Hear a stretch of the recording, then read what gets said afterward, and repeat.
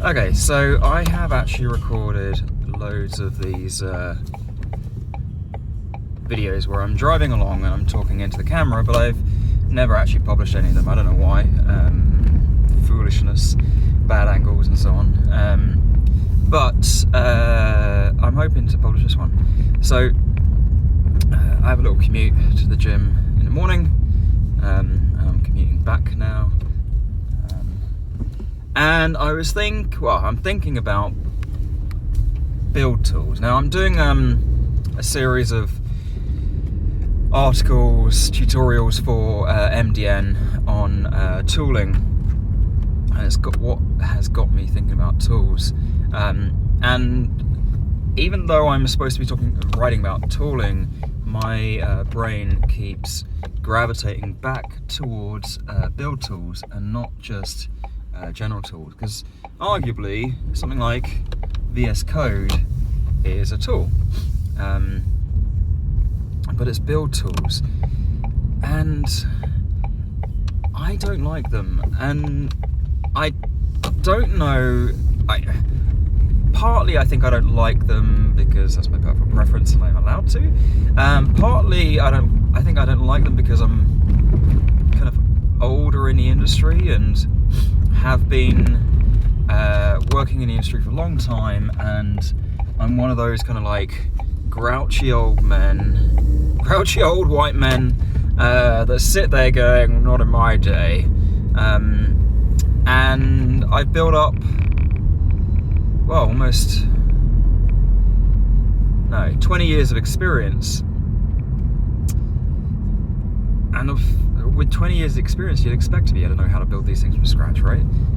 But someone coming new to the industry and having to build some of the stuff that you're expected to build, you don't arrive with that much experience. You need some kind of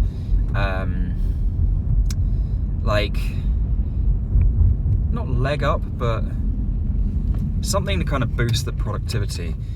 So they are definitely developer tools. I guess also I work mostly on my own. I mean, I work for clients, but I work on my own, and I don't tend to see kind of a lot of the rigmarole that goes with build tools. But so one of the things that I was thinking about, one of the big reasons that I see build tools being required is that the source code that you're deploying is not the same as the source code that you're working on. Now, in some cases, it might be that, I was going to say, like you're using a new ES5 method, or like ESNext, whatever, like, I don't know, array includes traffic. But actually that's solved with polyfills, and really the source code you're deploying is exactly the same. It's just if the polyfill gets plugged in or not. So what I'm thinking about is when I write React and the JSX is transformed into JavaScript. So, my angly bracket stuff is turned into React create element, and then it passes in the attributes, whatever. You should, hopefully you know this. If you don't, I'd recommend kind of getting an understanding of what you're actually deploying. Holy God, this is a bad angle for me. And it's that kind of like, my code is not what I'm seeing in the browser, and it's not even when I'm deploying it. It's whilst I'm developing it. I have to go through this build process. Like the code that I'm writing doesn't work in a browser. It's just, it's not JavaScript. The browser is not compatible with the browser. The same if you're writing TypeScript, I guess. The browser has no native support for TypeScript. And I guess if anyone was doing Dart, or still doing Dart, I don't know, or whatever else, like CoffeeScript, I guess. Any of those kind of transpile processes that get your original code away from the actual thing that's running in the browser, that makes me uneasy. And it's abstractions, I guess. I guess I was kind of taught to reduce the number of abstractions between my code and what I actually see, because that's where unknown bugs, like unknown unknowns, are introduced, which can cause to confusion, not really understanding what I'm like deploying. Like, if there's poor performance in the browser, is it my code, or is it the way that I've configured my tool, or is it the tool itself? So that's what makes me uncomfortable in it. So then I was thinking, but yet I'm quite happy to write blog posts in Markdown and look at it in the browser. Like, the original code for Markdown isn't what is being deployed. But then,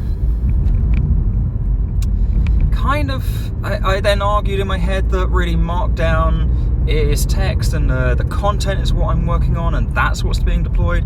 But arguably, like JSX, for instance, the content you're deploying is your kind of like your raw JavaScript that's being deployed.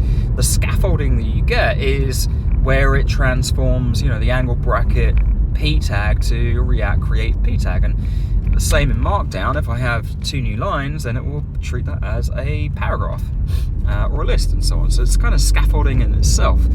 I feel like I'm doing a Christopher Walken scaffolding. Anyway. But yeah, build tools still make me uncomfortable. I don't have any particular conclusion to this. It's just me kind of not even ranting, just talking to someone. Like I said, I have made a lot of these videos and never published any of them. I kind of just chat away to the camera, to the phone, in what I hope is a pretty safe way. I have my eyes on the road still, concentrating on the road. I have nothing to look at down here except my own face. But yeah, so I've been thinking about build tools a lot. Like I said, I naturally kind of think of tools as being build tools, and then I naturally kind of go, why do we need build tools? I mean, and one last example is I've been doing kind of a few kind of mini side projects, and one of them was Tetris last year, and I built that with JavaScript modules, classes, all the kind of latest ES6 code. Oh gosh.